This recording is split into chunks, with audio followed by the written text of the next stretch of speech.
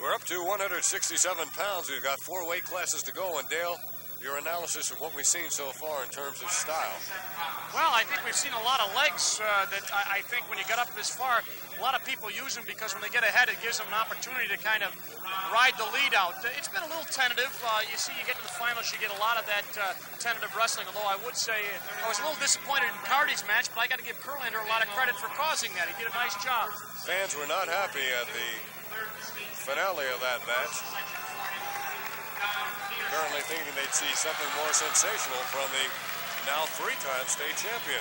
At 167, we've got Rob Hubbard in the Navy and Don Peterson wearing the red or the scarlet. Peterson from Unatiga High School in Otsego, that's Section 4, and the senior from Bayshore High School on Long Island, Rob Hubbard, Section 11.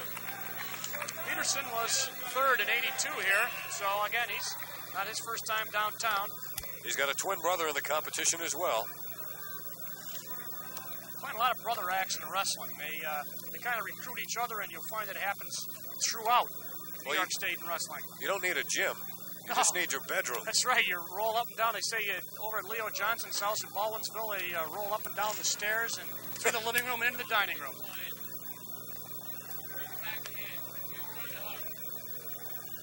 Peterson is in the red and Hubbard in the blue.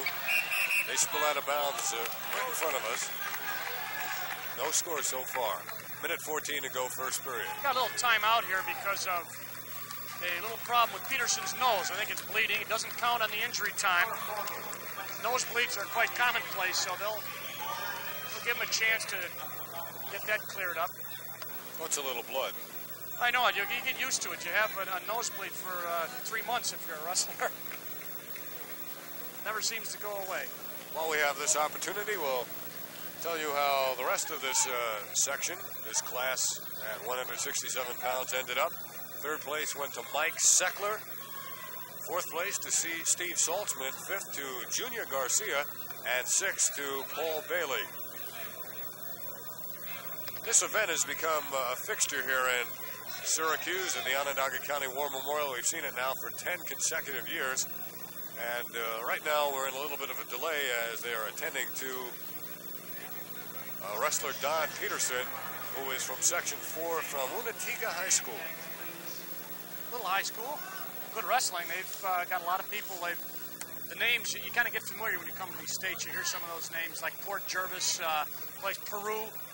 People always thought that was in South America. It's actually up in northern New York. In terms of expense, wrestling has got to be one of the lesser expensive sports. Sure. And so some of these small schools. 12 uniforms and a mat, that's all you need. No special equipment. And we resume wrestling first period with 1:10 to go. We're at 167 pounds. Peterson in the red, Hubbard in the blue. Hubbard's from Section 11, Bayshore High School. He's a senior, as is Don Peterson, a senior from Unatiga in Otsego.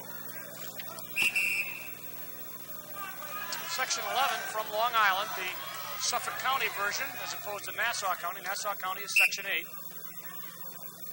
Both noted for good high school wrestling, both in New York State and, of course, throughout the country, as New York State produces some of the best wrestlers in the country.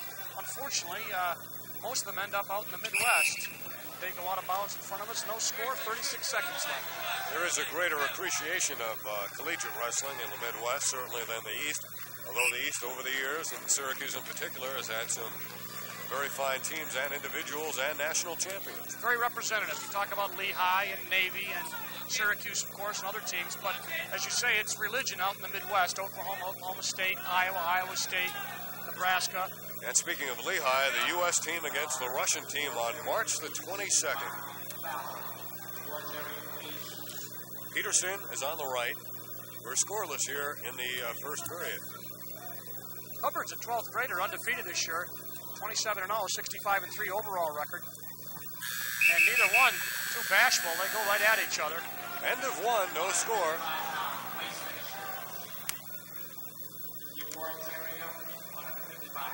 And we're going to have Hubbard. He's going to take the top.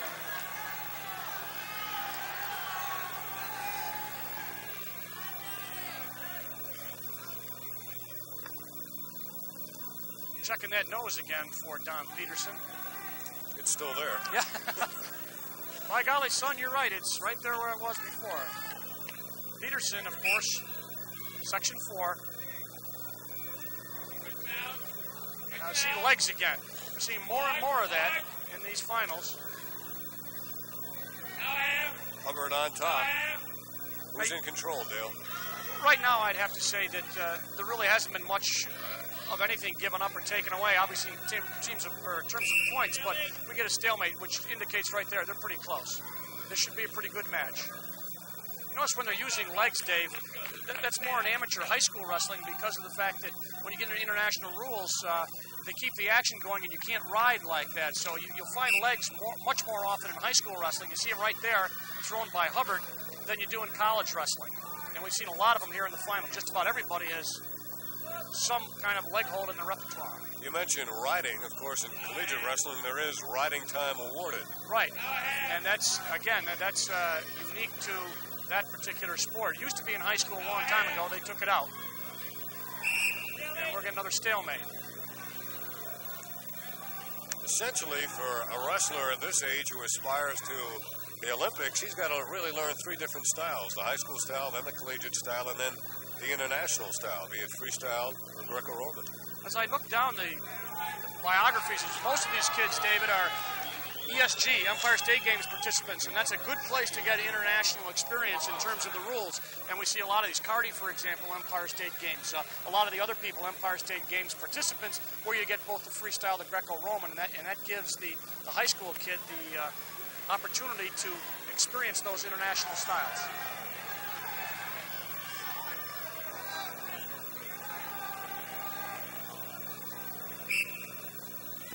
Action resumes after the second injury time for Don Peterson. We still have no score. We may be getting close to some points right here. Hubbard really threw him down, and he's grasping for the head. He's going to get some back points right now. Hubbard has got Peterson in real trouble. He's got a body lock. And Peterson was on his back. 3 points back, 2 points. Peterson reversal. And a dangerous situation there. The referees break them apart. 3-2.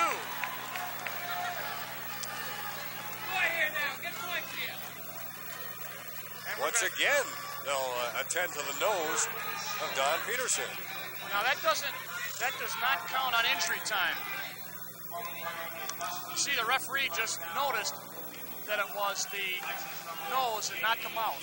If it were the mouth, that would have to take an injury timeout. It isn't, it's the nose, so they put another cotton pack in there, I think.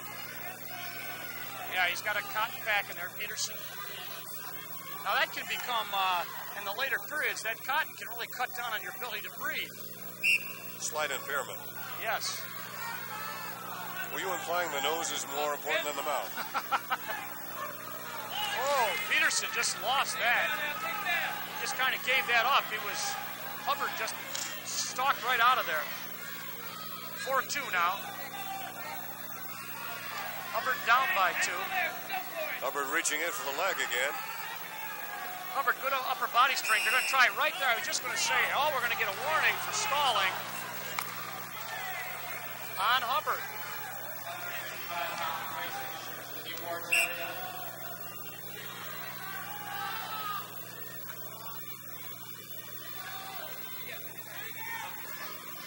So Hubbard warned for stalling. And we come down here just about the end of the period. That's it. Second period completed.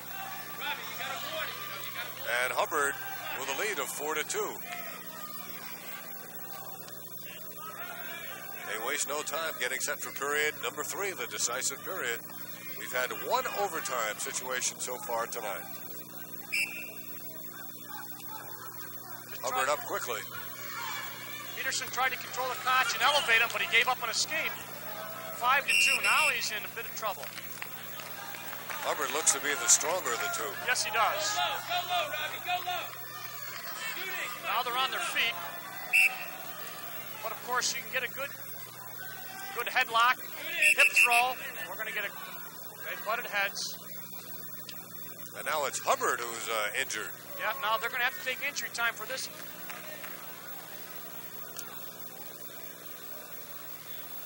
After 3 injury timeouts for Peterson, now Hubbard looks to be the worst of the two. Earlier in the 167-pound class, Mike Seckler took 3rd place, Steve Saltzman 4th, Junior Garcia 5th, and Paul Bailey came in 6th.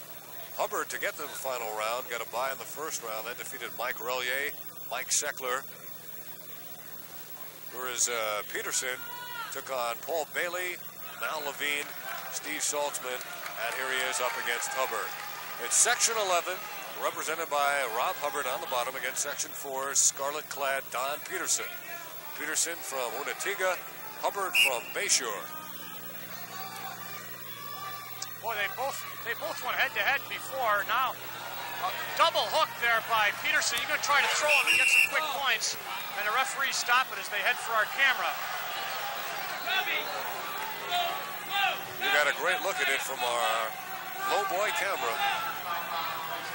I'll tell you, both of these men are now working themselves up to where I think it's going to be a real exciting rest of the match after kind of a drawn-out affair at the beginning. Minute and a half left, and Peterson took a look at the scoreboard, took a look at us. Now he's got his eyes right on Hubbard. He better be inspired. He's down by 3. He's got a lot of points to make up. Easy to do from the standing position. Takedown will give you 2, and you get 2 for back or 3 for back. You can vault right into the lead.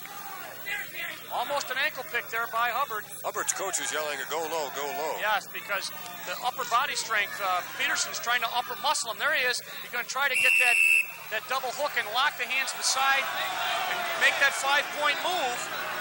Fans don't like the decision. They're going to give 1 point. 5-3 now for stalling. Peterson within 2.